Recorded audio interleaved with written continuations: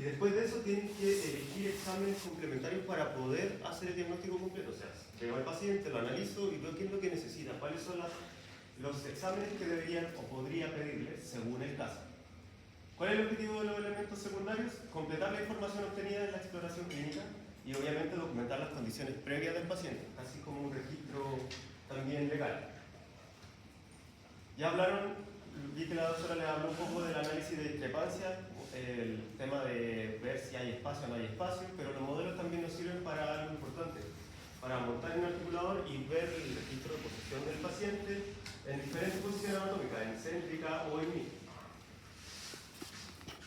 Nosotros ocupamos harto el articulador, en ortodoncia se ocupa mucho para poder ver ciertos casos, en casos más complejos obviamente, para poder ver si es que hay algún contacto que está haciendo interferencia y está haciendo que la posición de la mandíbula se adapte a este contacto. También sirve para mirar por detrás, ¿cierto?, la relación de las cúspides palatinas con las fosas. Otro elemento secundario es la radiografía propia de la ATM. La doctora les dijo que en la panorámica podemos ver la ATM, pero de forma muy macro, muy general. Entonces, si es que hay dudas específicas, ¿por qué salen varias imágenes acá? Este es del cóndilo derecho y este es del cóndilo izquierdo. Lo hacen en cierre y en apertura, y ver la dinámica del cóndilo. O sea, cómo está el cóndilo respecto a su cavidad en cierre y cómo está cuando el paciente abre la boca.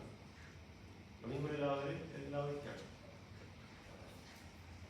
Las radiografías oclusales son radiografías que nos permitían ver en casos de caninos ectópicos, sobre todo cuando se les pregunta sobre radiografías oclusales, se utilizaba harto antes, pero es para ver dónde están estos dientes. En este caso, este es un mesodens, que con una periapical o una panorámica no podemos saber si está por vestibular o está por palatino. Entonces sí hay que tomar este tipo de radiografía para poder determinar dónde está ese diente y hacer el abordaje quirúrgico si es que es necesario.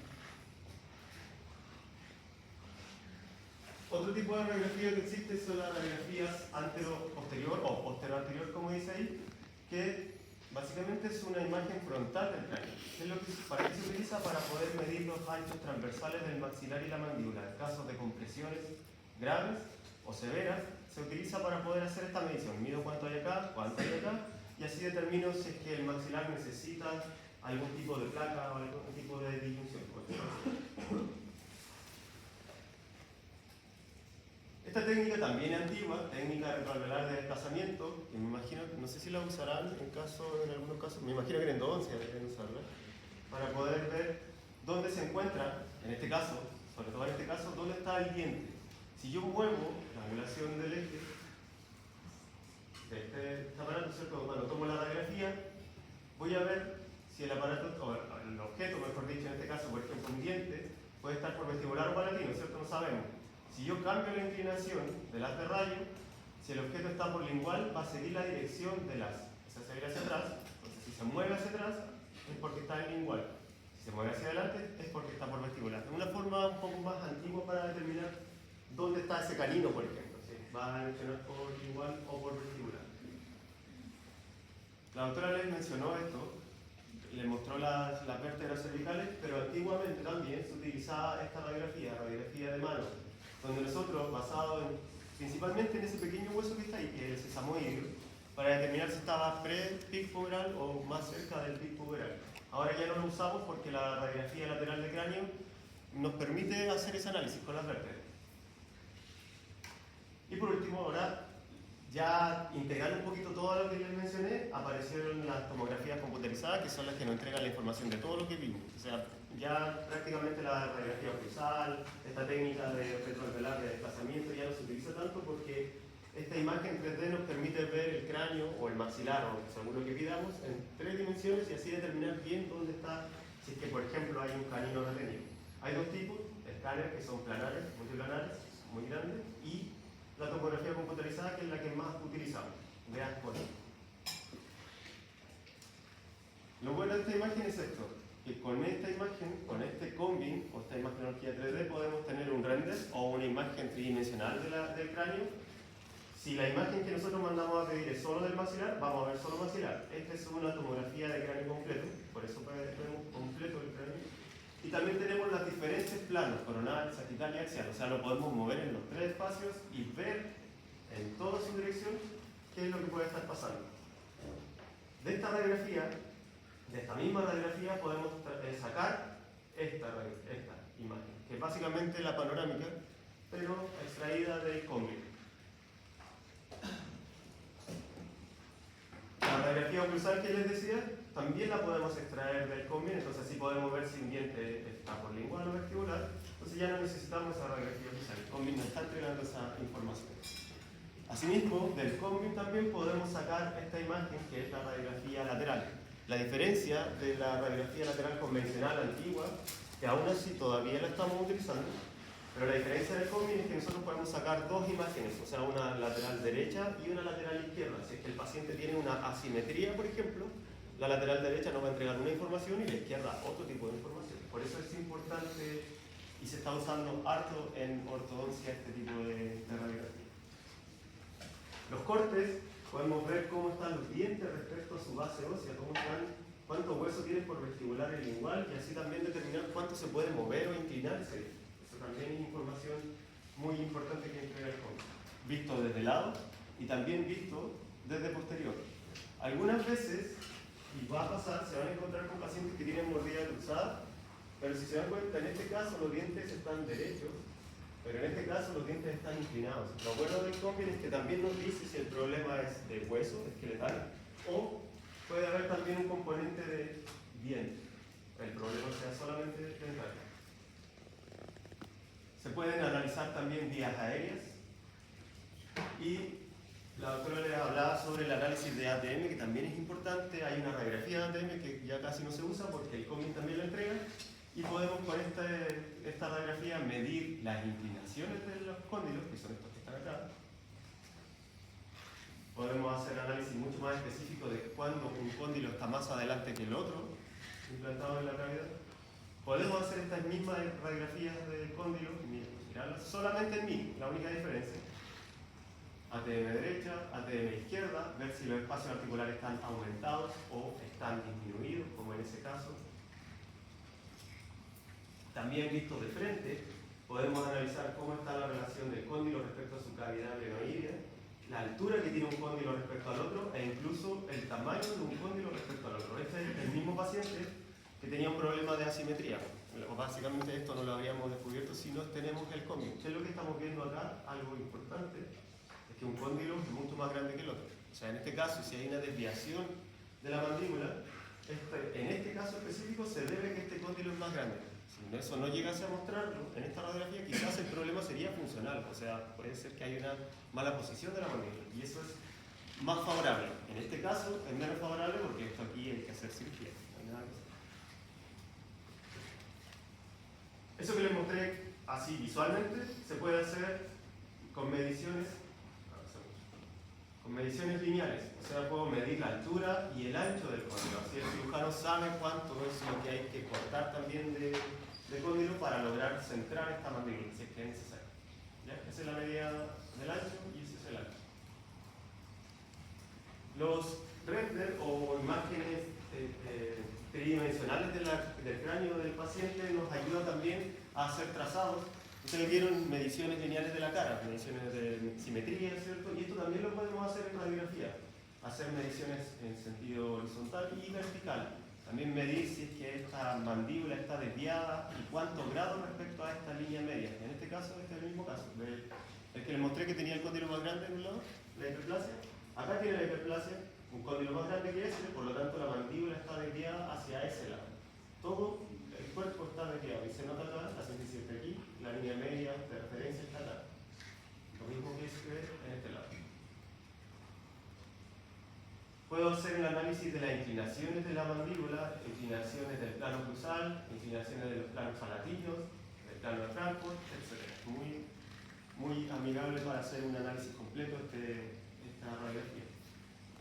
Como ya les mostré, podemos incluso medir los grados de inclinación de la mandíbula y saber cuánto se necesita para que se vuelva a centrar. Cuando una mandíbula se desvía, los maxilares también tienden a inclinarse, cambian el eje y se tratan de adaptar a la mandíbula inclinada. Eso nosotros le llamamos canteo. Y ese canteo podemos medirlo también con esta radiografía, que no tenemos con otra radiografía, cómo poder hacerlo, para ver si este lado hay más extrusión de los dientes que este. Lo mismo con lo de abajo. La relación de los dientes respecto a su hueso.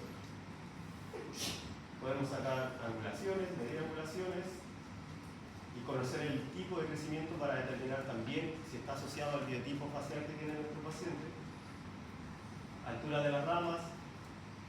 Entonces así podemos determinar claramente si el problema está en el cóndilo propiamente tal, como en este caso, si además hay una diferencia a la altura de la cavidad glenoidea, que eso también puede generar algún tipo de asimetrías leves y normales en algunos casos. Por ejemplo, en este caso la cavidad glenoidea está más alta en este caso que en este caso. En esta parte que en esta. Medir la altura de la rama y también el cuerpo. O sea, prácticamente con esta radiografía vamos a medir toda la cara de nuestro paciente. Más inclinaciones, esto no es necesario que se lo aprendan, no lo van a pasar, solo me interesa que sepan que cualquier detalle fino que necesiten, el cóndil va a ser importante, va a ser muy importante.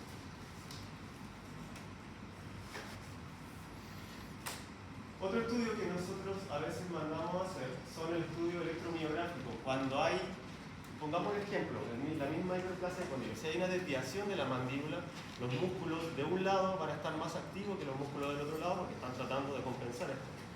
Si eso pasa, nosotros también podemos mandar a pedir una electromiografía para determinar cuál es la actividad muscular de un lado o del otro. Si hay mayor actividad de los masséteros, por ejemplo, de los temporales, etc. Eso nos ayuda bastante en algunos casos para poder estabilizar la mandíbula. La doctora les dijo ya de los setups de modelos. ¿Saben qué es eso, no? ¿Más o menos? ¿Les suena? Un setup es cortar los dientes, meterlos en cera, en la misma posición que están, y como la cera es blanda, la podemos calentar, podemos mover los dientes y tratar de hacer un tratamiento de ortodoncia en nuestra mano para ver cómo quedarían los dientes si yo, por ejemplo, sacara 4 premolares. Eso lo tenemos que hacer tanto en mano como en el articulador, y ahora ya, como les mencionaba la doctora, existen planificaciones digitales. Esto es lo que hacíamos antes con la cera y con los dientes, cortando uno por uno los dientes, poniéndole la cera y después ordenándolos. Ahora ya con estos software digitales perfectamente lo podemos hacer así. Entonces podemos hacer setup de modelos, pero digitales.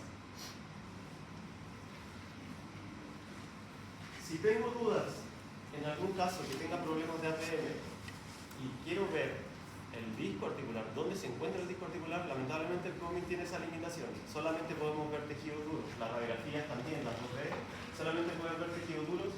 Y aquí, ¿dónde nos permite hacer ¿qué nos permite hacer esta evaluación? La resonancia magnética, la única.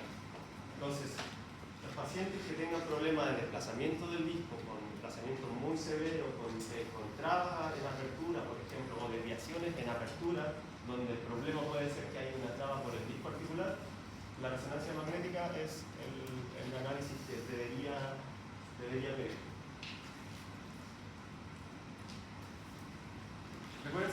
Recuerden este nombre porque igual es más complicado. La cintigrafía ósea es básicamente una radiografía, pero que se le inserta, se le inyecta, mejor dicho, al paciente un isótopo radioactivo.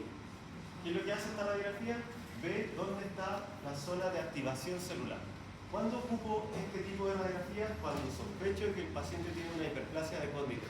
Si yo creo que hay un cóndilo que está creciendo más que el otro porque el paciente se está desviando la mandíbula y creo que está creciendo más que el otro, le pido esta radiografía y si la radiografía sale que hay mayor activación o mayor captación de este radioisótopo, quiere decir que ese cóndilo está activo, está en crecimiento y va a crecer más que el otro. Entonces, lo más probable es que ese paciente que tiene una leve desviación puede que llegue en 6 meses o en un año con una desviación mucho más severa.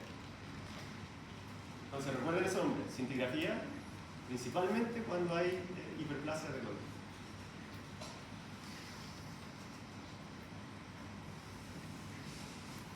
Bueno, lo que vieron con la doctora, más estas imágenes o estas radiografías como elemento diagnóstico secundario, nos permite hacer la valoración de estos registros. O sea, ya tengo nuestra anamnesis, tenemos el análisis clínico del paciente, el análisis de los modelos, de la radiografía, la cefalometría, etc.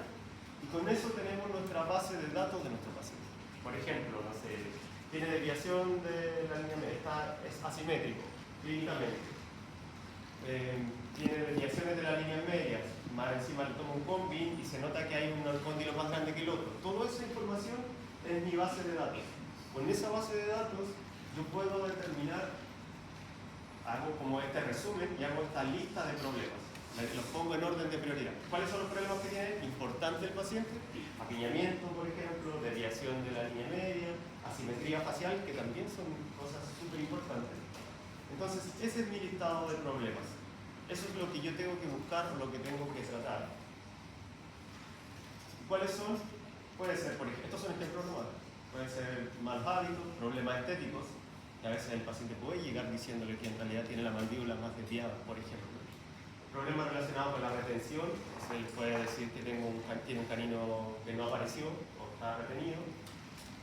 Otros problemas que puedan afectar el tratamiento. Y con eso yo creo mis objetivos de tratamiento. Si mi objetivo de tratamiento es, por ejemplo, centrar esa mandíbula, que desde el punto de vista hablo solamente de ortodoncia, centrar esa mandíbula, tengo que buscar cuál es la causa que está desviando esa mandíbula. Si es la hiperplasia, yo no puedo hacer nada, ni siquiera como ortodoncista, tengo que derivar al cirujano. Entonces, planifico objetivos. Objetivos esqueléticos, objetivos dentales, faciales, del plano cruzal, posición de los incisivos y así. Una serie de consideraciones que es lo que yo puedo lograr. Teniendo mis objetivos claros, ahí recién realizo mi plan de tratamiento. Si mi plan de tratamiento está enfocado en simplemente ordenar los dientes, voy a enfocar mi plan de tratamiento en ordenar los dientes. Si el objetivo de tratamiento es corregir un problema facial, y ahí tengo que consultar también con los especialistas que corresponden. Cada paciente necesita un plan de tratamiento específico diseñado para resolver sus problemas particulares. ¿Podría resolver todo el plan de tratamiento, todo este listado de problemas del paciente? Muchas veces, yo creo, o todos, vamos a pensar que podemos solucionar todo, pero hay situaciones que se nos escapan, ya sea porque es resorte de otra especialidad, ya sea de periodoncia o cirugía, o en su caso, si es que son dentistas generales, hay cosas que se tienen que resolver solamente con ortodoncia. No lo puedo resolver todo y me voy a limitar a lo que yo necesito o lo que yo sí puedo resolver. ¿Qué significa eso entonces? Con eso determino el pronóstico de tratamiento de mi paciente. O sea, si yo por ejemplo tengo un paciente que tengo que hacerle ortodoncia, pero tiene un problema periodontal grande, no sé, tiene mala higiene, tiene inflamaciones severas y acúmulo de placa, y ese paciente no es tratado o no se trata, yo no puedo o va a verse mermado a hacer dañado mi plan de tratamiento. Yo no lo voy a poder hacer, no voy a poder mover dientes, están con mucha plata. Entonces tengo que incluirlo dentro de eso, mi pronóstico. Para realizarlo debemos incluir la interpretación clínica de los problemas que tiene en orden jerárquico, evaluar la posibilidad que tengo de solucionarlo en forma total o parcial y considerar también las expectativas del paciente. Ya, eso también es importante porque muchas veces el paciente viene por algo específico. Si viene por un canino retenido y quiere además ordenar los dientes, yo no puedo solamente pensar, por ejemplo, en sacar, que eso es muy común en el servicio público, es sacar un premolar para que baje ese canino, pero si el paciente no tiene buen desarrollo maxilar, estoy potenciando otro problema. Por ejemplo, si el paciente es clase 3 y la mandíbula es prognática y le saco dientes de arriba, va a ser más problema. Algunos de los compromisos más comunes son más pérdida del hueso. Si yo trato de mover o simplemente tiene un apiñamiento leve y yo quiero sacar dientes y cerrar todo ese espacio, tienen que pensar que ortodoncia, cada vez que mueven dientes o muchos dientes y muy grande el movimiento, va a generar una pérdida de hueso. Entonces, si el paciente ya tiene un problema periodontal, eso va a alterar mi pronóstico. Yo no voy a poder hacer un movimiento tan grande. ¿Qué es lo común? Y que creo que a ustedes les va a pasar viendo a pacientes adultos, van a llegar pacientes donde les falta el primer molar inferior, por ejemplo. Y la típica duda es, tiene el 7 y tiene el 8, tiene el segundo y el tercer molar, ¿puedo cerrar ese espacio completo? Si estamos hablando de un movimiento de 10 milímetros, o sea, mover el 7 para adelante y el 8 para adelante, y aparte el paciente tiene problemas periodontales, yo ya sé que eso no se puede hacer. O sea, ustedes ya deberían pensar desde el punto de vista de ortodoncia, saber que es muy grande el movimiento y que lo más probable es que ese paciente que les pregunto a ustedes por cerrar ese espacio quizás sea mejor un implante más que un movimiento de ortodoncia. Reabsorciones radiculares la doctora les dijo lo de las dilaceraciones. ¿Han visto alguna dilaceración? ¿Saben lo que es? ¿Ya? Dilaceraciones grandes donde si yo no... Hay un ejemplo súper claro. Yo tengo una corona que está en esta dirección y la raíz está en esa dirección. Yo tengo que elegir. Si yo enderezo la raíz, la corona me va a quedar más chueca todavía. Entonces ahí tengo que pensar en conversar con algún rehabilitador para poder mejorar la parte anatómica del diente. O si centro la corona desde el punto de vista ortodóntico, la raíz me va a quedar para otro lado y eso puede generar que contacte las raíces y se reabsorba. Entonces hay que tomar decisiones. ¿Qué hago? ¿Dejo el diente, la corona chueca, por decirlo así, y que después se rehabilite? ¿O dejo la raíz mucho más cerca de la otra raíz? ¿Qué es lo más favorable?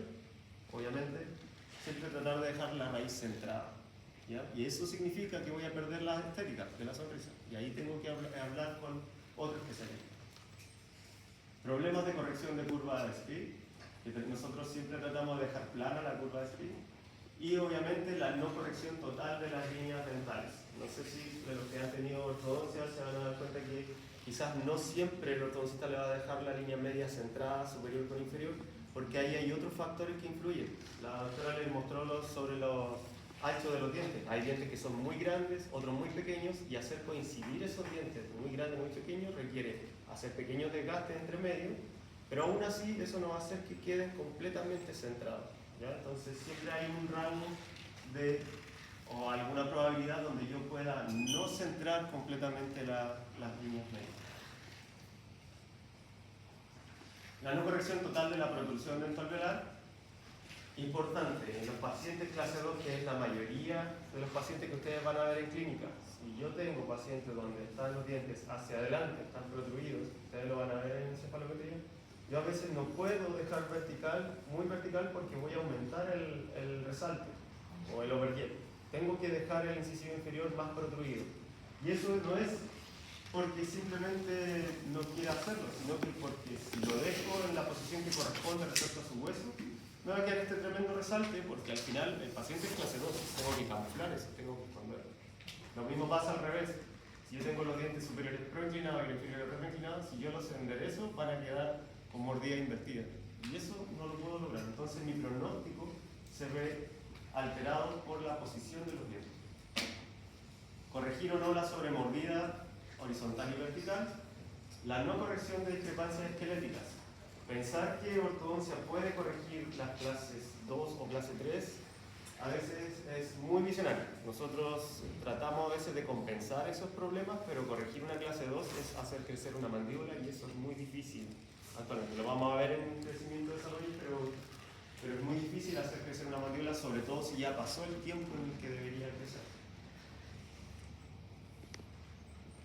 Bueno, en un caso de camuflaje, entonces ahí empieza nuestra decisión. ¿Qué hacemos? Camuflaje, o sea, escondemos esto, pero inclinamos dientes si es clase 2 para dejarlos con un buen resalte, o simplemente mandamos al especialista, al cirujano maxilofacial, para que yo con los dientes derechos, dejo los dientes derechos, el cirujano mueva toda la mandíbula y la deje en clase 1.